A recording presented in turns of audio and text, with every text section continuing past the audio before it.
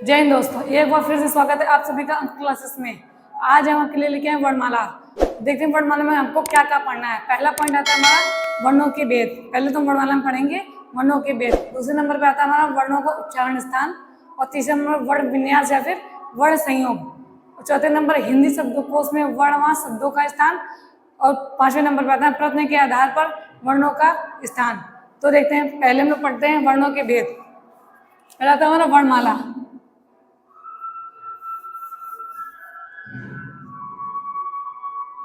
वर्णमाला वर्णमाला वर्णमाला हम पहले पढ़ते हैं। पहला पढ़ना था वर्णों के भेद।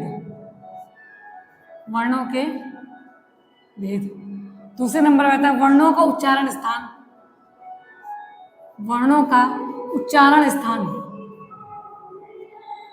उच्चारण स्थान। तीसरे नंबर पे आता है हमारा वर्ण विन्यास।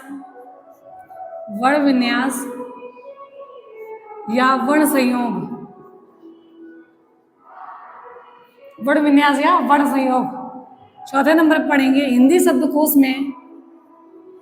हिंदी शब्दकोश में हिंदी शब्दकोश में वर्ण व शब्द का स्थान। वर्ण व शब्द का स्थान। शब्द का स्थान। हिंदी वर्ण व शब्द का स्थान। पांचवें नंबर आता है प्रश्न के आधार पर। प्रयत्न के आधार पर प्रयत्न के आधार पर वर्गों का वर्णों का वर्गीकरण। वर्णों का वर्गीकरण। ये हमको पढ़ना वर्णमाला में। पहला वर्णों के भेद, दूसरा वर्णों का उच्चारण स्थान, तीसरा नंबर वर्ण विन्यास है वर्ण संयोग, चौथे नंबर पे हिंदी शब्दकोश है वर्ण व शब्द का स्थान, और पांचवें नंबर आता है प्रश्न के आधार पर वर्णों का वर्गीकरण। तो देखते हैं वर्ण। वर्ण क्या होते हैं? वर्ण क्या होते हैं? जिनके खंड अर्थात टुकड़े न किया जा सके। जिनके खंड अर्थात टुकड़े न किए जा सके। टुकड़े न किए जा सके। वर्ण कहलाते हैं। वर्ण कहलाते हैं। जिनके खंड अर्थात टुकड़े न किए जा सके वो हमारे वर्ण कहलाते हैं। अब अगला आता है अक्षर। अक्षर किसे कहते हैं? अक्षर। क्षर का मतलब होता है आम नहीं, क्षर का मतलब होता है कम होना, कम करना या कम होना, कम करना या कम होना। इसका होता है जिसे नष्ट ना किया जा सके। जिसे नष्ट ना किया जा सके। नष्ट ना किया जा सके।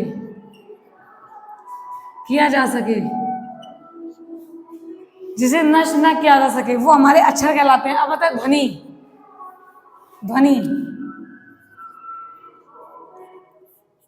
ध्वनि किसे कहते हैं? प्रत्येक वर्ण में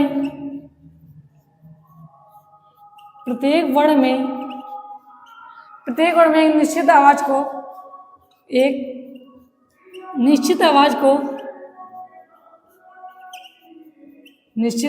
को ध्वनि कहते हैं।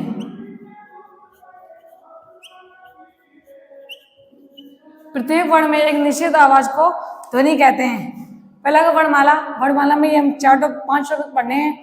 फिर आता है वर्ण जिनके खंड अर्थात टुकड़े ना किए जा सके। जिनके खंड अर्थात टुकड़े ना किए जा सके वो हमारे वर्ण कहलाते हैं। अगर आता है अक्षर, यानी कि अक्षर में होता है कम करना, जिसे नष्ट न किया जा सके। अक्षर को कभी नष्ट नहीं किया जा सकता है। अगला आता है तो ध्वनि। प्रत्येक वर्ण में एक निश्चित जो आवाज होती है उसे हम ध्वनि कहते हैं। इतना नोट डाउन कर लीजिए, फिर आगे बताएं।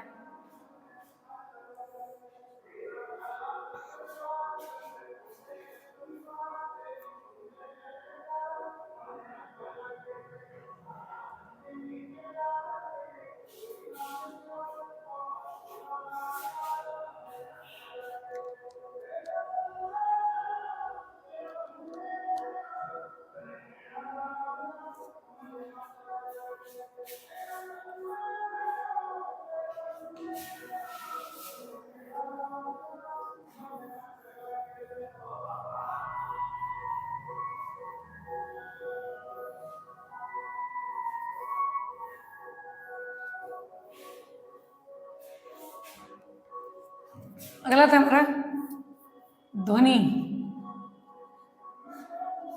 वर्ण और अक्षर।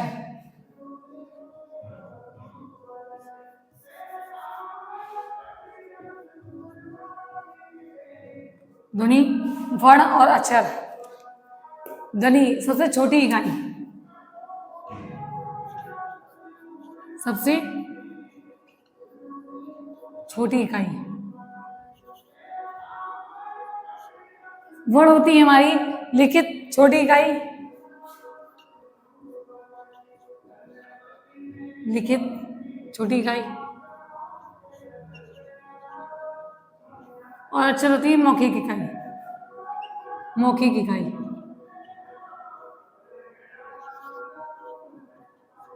मौखिक इकाई। तो जैसे क्वेश्चन एग्जाम में क्वेश्चन आता है कि वर्णमाला की सबसे छोटी, अगर सबसे छोटी इकाई से पूछे, अगर क्वेश्चन में हमें सबसे छोटी इकाई तो ध्वनि ही बताएंगे, ना कि वर्ण लगाएंगे। अगर जब पूछे लिखित सबसे छोटी इकाई तो वर्ण होगा हमारा, और सबसे छोटी मौखिक इकाई तो अच्छा रहेगा। पहले देखते हैं हम लोग।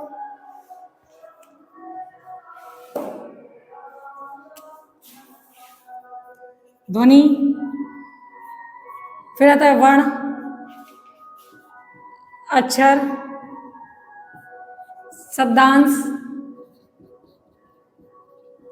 शब्दांश का होता है शब्द, पद, पदबंध, पदबंध आता है। फिर आता है हमारा वाक्यांश, वाक्य। पदबंध क्या आता है? वाक्यांश, वाक्य। वाक्यांश हो गया हमारा, वाक्य हो गया, और आता है अनुच्छेद। फिर आता है अनुच्छेद, अध्याय,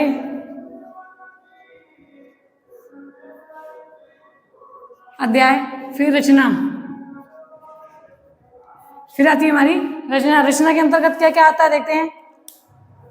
रचना, रचना के अंतर्गत ग्रंथ, पुस्तक, काव्य, ग्रंथ, पुस्तक, काव्य और महाकाव्य।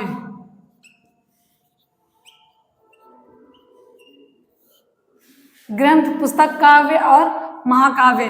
तो ये हो गया ध्वनि, वर्ण, अक्षर। ये होता है हमारा आरोही क्रम, ये आरोही क्रम। आरोही नहीं, बढ़ता हुआ क्रम, बढ़ता हुआ क्रम। तो वर्णमाला ध्वनि, वर्ण, अक्षर, सबसे छोटी इकाई, लिखित सबसे छोटी इकाई और मौखिक सबसे छोटी इकाई। तो आरोही क्रम में कैसे लिखते हैं हम लोग?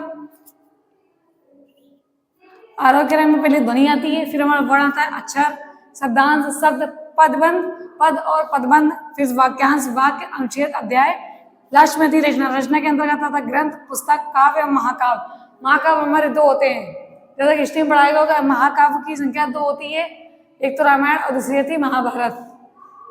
तो इतना नोट डाउन कीजिए।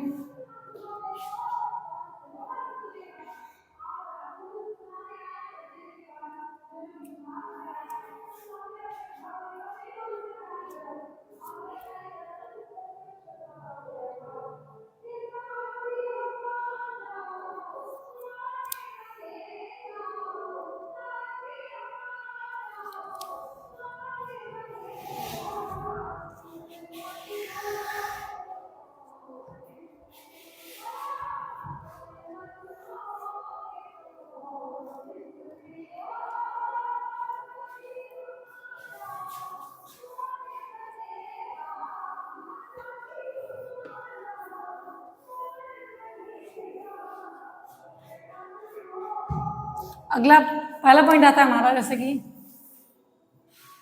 वर्ण के भेद।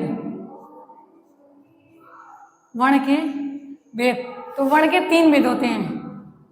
वर्ण के तीन भेद होते हैं, देखते कौन कौन से। पहला था हमारा स्वर वर्ण, स्वर वर्ण। दूसरा था हमारा व्यंजन वर्ण, व्यंजन वर्ण। और तीसरे नंबर पे था अयोगवाह, अयोगवाह, अयोगवाह वर्ण। तो अयोग व कौन कौन से दो वर्ड होते हैं? अंग और आहा। अंग और आहा, ये हमारे अयोग व वर्ड होते हैं। देखते स्वर वर्ण। पहला आता है हमारा स्वर वर्ण। स्वर वर्ण किसे कहते हैं? स्वर वर्ण किसे कहते हैं? जिन वर्णों का उच्चारण बिना किसी सहायता से किया जाए, मतलब जिनका उच्चारण करने में स्वतंत्रता मिली हो, वो हमारे स्वर वर्ण कहलाते हैं। देखते हैं जिन वर्णों का उच्चारण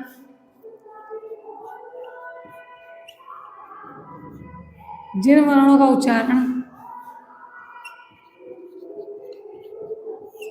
उच्चारण बिना किसी सहायता से किया जाए, जिन वर्णों का उच्चारण बिना किसी सहायता से किया जाए,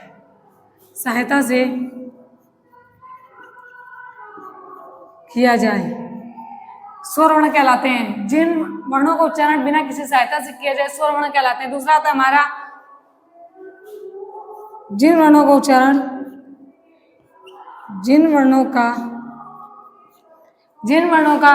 उच्चारण स्वतंत्रता पूर्वक किया जाता है, जिन वर्णों का उच्चारण स्वतंत्रता पूर्वक किया जाता है, स्वतंत्रता पूर्वक किया जाता है।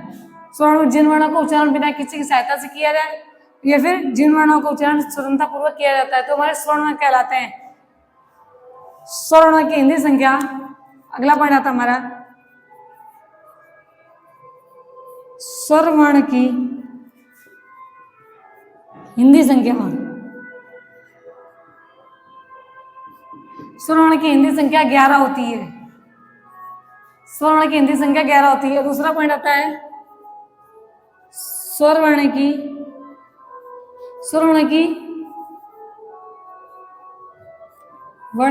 संस्कृत संख्या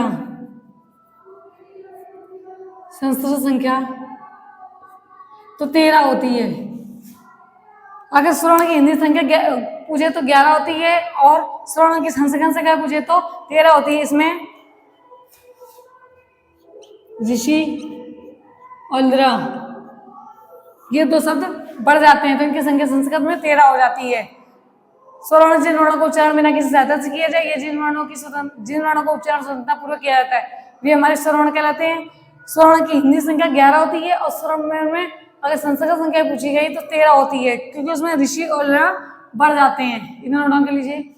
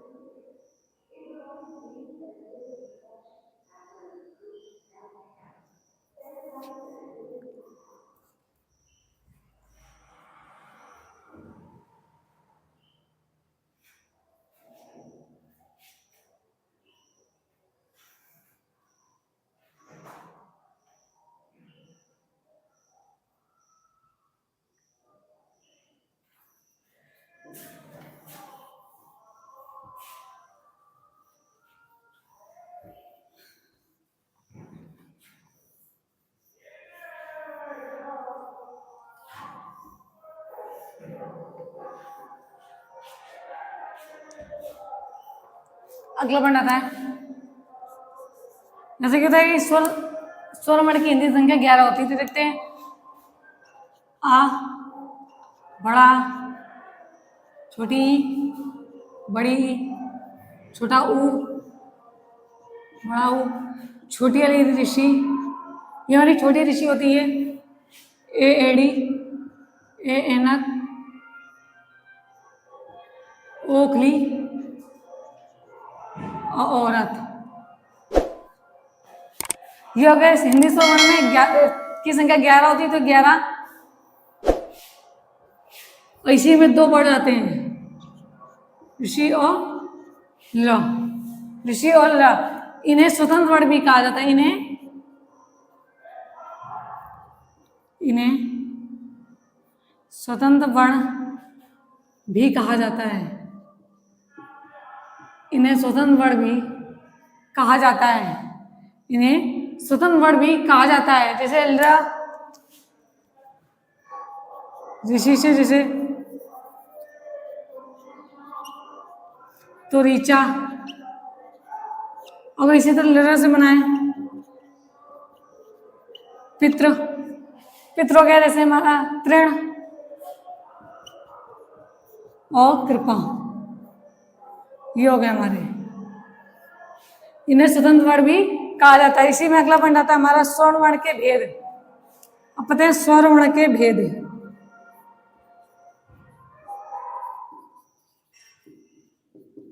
स्वर वर्ण के भेद, स्वर वर्ण के 4 भेद होते हैं। स्वर वर्ण के 4 भेद होते हैं, देखते हैं। पहला पॉइंट आता है मात्रा, उच्चारण। मात्रा हो गया, उच्चारण हो गया, समय के आधार पर एवं समय के आधार पर, समय के आधार पर, समय के आधार पर स्वर वर्ण के भेद 3 होते हैं। समय के आधार पर स्वर वर्ण के भेद 3 होते हैं। स्वर वर्ण के भेद 3 होते हैं, देखते हैं कौन कौन से होते हैं। पहला था हमारा हर्ष स्वर, हर्ष स्वर। दूसरा था हमारा दीर्घ स्वर,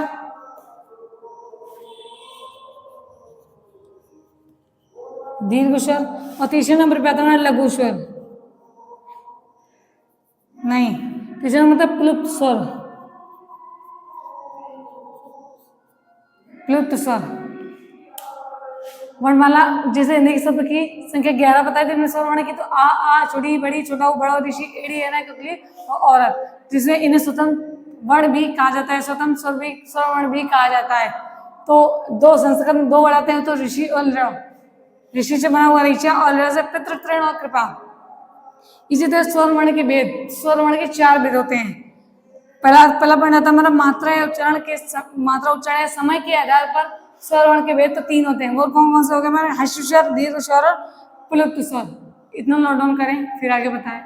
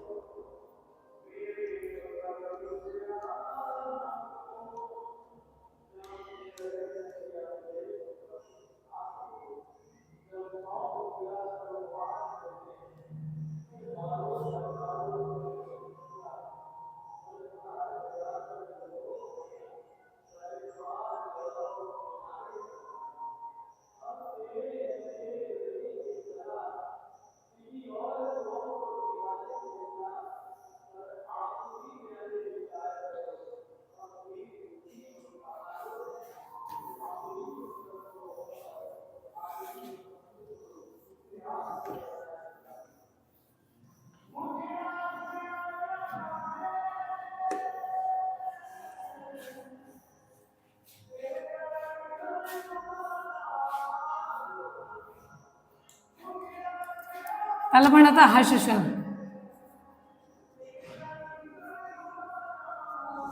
हर्ष स्वर, हर्ष स्वर में क्या होता है? ये एक हर्ष स्वर ही नहीं, आ, हर्ष स्वर आ, ये एक मात्रिक स्वर होता है। ये एक मात्रिक स्वर, यह एक मात्रिक स्वर होता है, या फिर इसे मूल स्वर भी कहते हैं। मूल स्वर,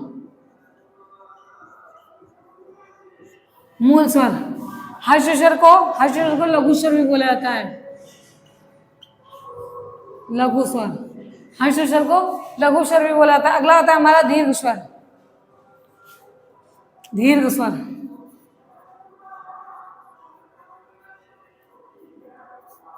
दीर्घ स्वर, दीर्घ स्वर में बड़ा, इसे द्विमात्रिक स्वर भी कहते हैं। द्विमात्रिक स्वर, बड़ा इसे द्विमात्रिक स्वर भी कहते हैं। ये हमारा पवित्र संधि स्वर है, पवित्र संधि स्वर। पवित्र संधि स्वर इसे हम बड़ा स्वर भी कहते हैं, दीर्घ संधि स्वर को बड़ा स्वर कहते हैं, बड़ा स्वर। तीसरे नंबर पे आता है प्लुप्त स्वर।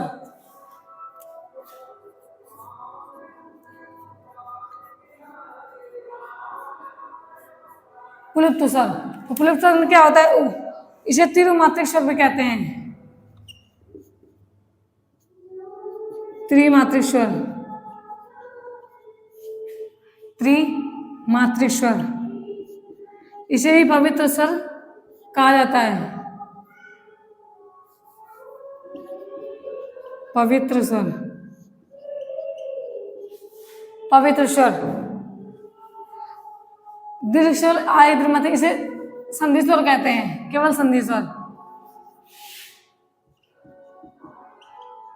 संधि स्वर।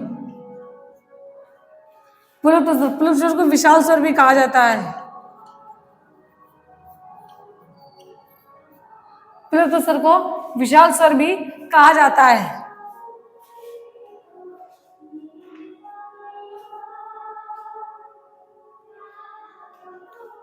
अब अगला पॉइंट आता है हमारा, औष्ठाकृति के आधार पर स्वर के भेद। औष्ठाकृति के आधार पर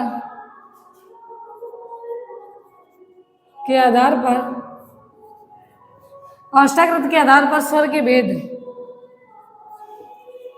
स्वर के भेद। तो औष्ठाकृति के आधार पर हमको बताएं, औष्ठाकृति के आधार पर स्वर के भेद दो होते हैं, स्वर के भेद दो होते हैं। कौन कौन से? पहला आता है वृत्ताकार, पहला नंबर आता है हमारा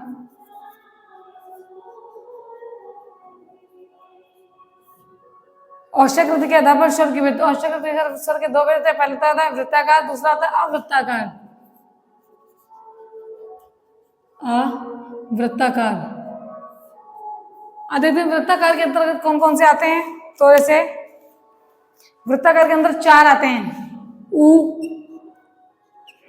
बड़ा उ, ओ और औ।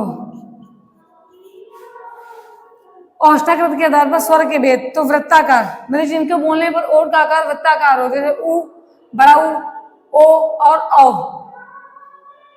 अगर इस टाइप से हम बोल के ही समझाएंगे, आप समझोगे तो ही समझ में आएगा ये वर्णमाला। वृत्ताकार उ, बड़ा उ, ओ और औ। इसी तरह अवृत्ताकार होता है तो आ, बड़ा ई, बड़ी ई हो गया, और ऋषि, एड़ी और ए एनक। ऋषि, एड़ी और ए एनक, इनकी संख्या 7 होती है। बताया था स्वरों को चार, जिनके चार भेद बताए थे। पहला हमने बता दिया था कि समय के आधार पर मात्राएं और चरण, समय के आधार पर स्वरों के 3 भेद होते हैं, जिसमें कि हर्ष स्वर, दीर्घ स्वर और प्लुत स्वर बताया था। दूसरा पढ़ना था औष्ठाकृति के आधार पर स्वर के भेद। तो औष्ठाकृति के आधार पर स्वर के 2 भेद होते हैं, वृत्ताकार और अवृत्ताकार। वृत्ताकार में कौन कौन जाता है? उ, बड़ा उ, ओ और औ। इनकी संख्या 4 होती है, जिनको बोलने से औष्ठ की आकृति वृत्ताकार में हो, ओठ की आकृति वृत्ताकार में, तो वो हमारे वृत्ताकार, जैसे उ, बड़ा उ, ओ और औ। दूसरा था अवृत्ताकार, आ, बड़ा, छोटी, बड़ी, ऋषि, एड़ी, एनक, ये हो गया हमारे अवृत्ताकार। इनकी संख्या हमारी 7 होती है, इसे नोट डाउन करें।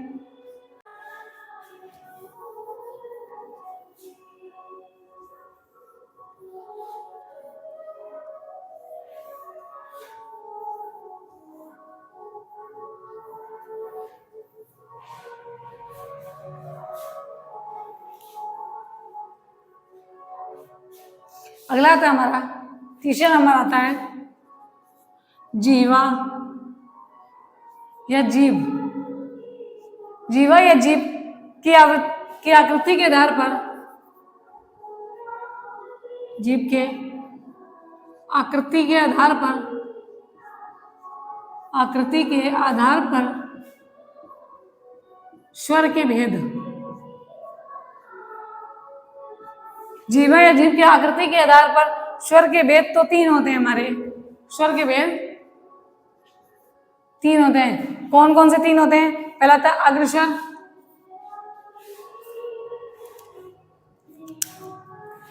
अग्रस्वर, दूसरा था हमारा मध्य स्वर और तीसरा नंबर पे आता है पश्च स्वर। पश्च स्वर। जीवा या जीव की आकृति के आधार पर स्वर के भेद तीन, अग्रस्वर, मध्य स्वर और पश्च स्वर आता है। चौथा नंबर पे आता है हमारा मुख के आधार पर,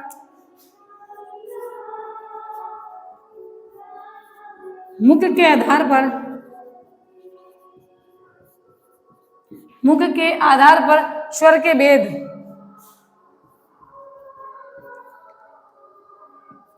स्वर के भेद। तो मुख के आधार पर स्वर के भेद चार होते हैं। कौन कौन से आते हैं? पहले देते हैं समृद्ध स्वर।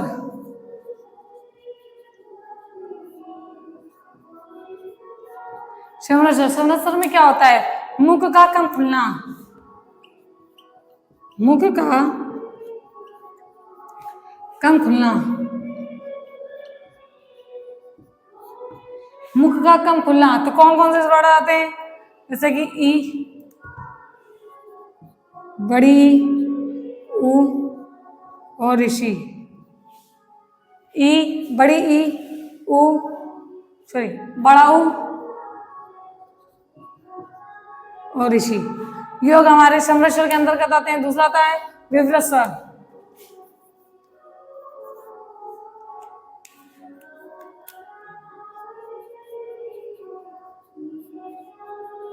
विवृत स्वर।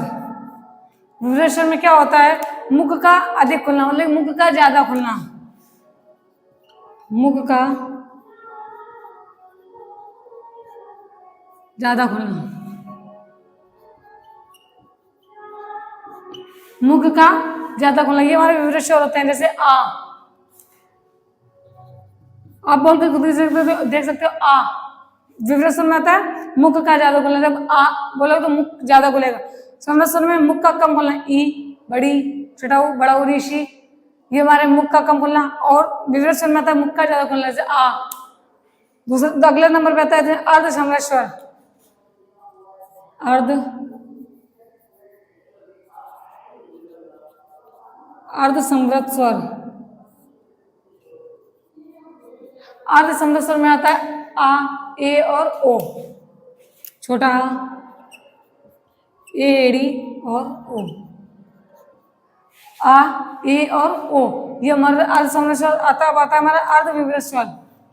चौथे नंबर पे आता है अर्ध विवृत स्वर।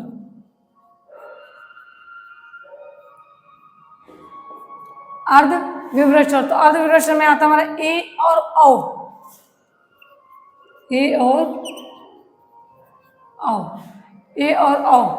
तो जैसा कि होता है कि स्वर के भेद चार हमने बता दिए। पहला आता था मात्रा, उच्चारण या समय के आधार पर स्वर के भेद तो तीन होते थे, हर्ष स्वर, दीर्घ स्वर, प्लुत स्वर। दूसरा नंबर आता है हमारा औष्ठाकृति के आधार पर स्वर के भेद, तो दो होते थे हमारे। औष्ठाकृति के आधार पर स्वर के भेद दो होते थे, पहला वृत्ताकार और दूसरा था अवृत्ताकार, वो दोनों हो गए थे। तीसरा नंबर पे आता था हमारा जीवा या जीव की आकृति के आधार पर स्वर के भेद, तो तीन, अग्रस्वर, मध्य स्वर और पश्च स्वर। चौथा नंबर पे आता है मुख के आधार पर स्वर के भेद, तो चार, समृद्ध स्वर, विवृत स्वर, अर्ध समृद्ध और अर्ध विवृत। हम इनको जब बोल के ही देखेंगे तो ये हमें समझ में आएगा। मुख का कम खुलना, ई, बड़ी, छोटा ऊ, बड़ा ऊ, ऋषि। विवृत स्वर मुख का ज्यादा खुलना, तो आ। अर्ध समृद्ध स्वर आ, ए, ओ। अर्ध विवृत स्वर होते ए और औ। ये हो गया हमारे स्वर के भेद। ये हमारे स्वर के भेद, इतना नोट करें।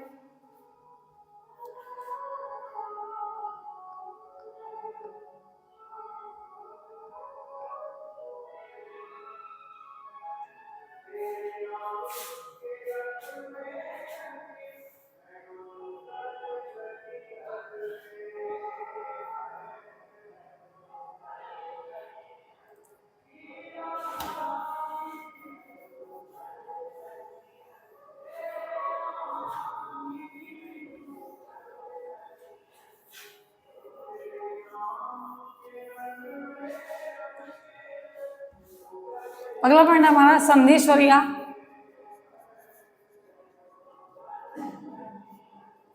संधि स्वर या संयुक्त स्वर।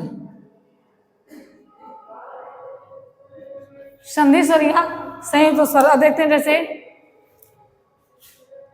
पढ़ा तो आ प्लस आ से मिलकर बनता है हमारा बड़ा ऊ प्लस ऊ। इसी तरह बड़ी ई तो ई प्लस ई प्लस ई। ये हमारे सजातीय स्वर होते हैं, ये हमारे सजातीय स्वर होते हैं, ये हमारे सजातीय स्वर होते हैं। देखते हैं ए तो आ प्लस ई से मिलकर बना ए होता है हमारा।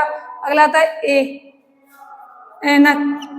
ऐनक बनता है हमारा आ प्लस ए एडी से मिलकर आ प्लस एडी से मिलकर ओ आ और ऊ। आ और ऊ से मिलकर बनता है इसी तरह औ।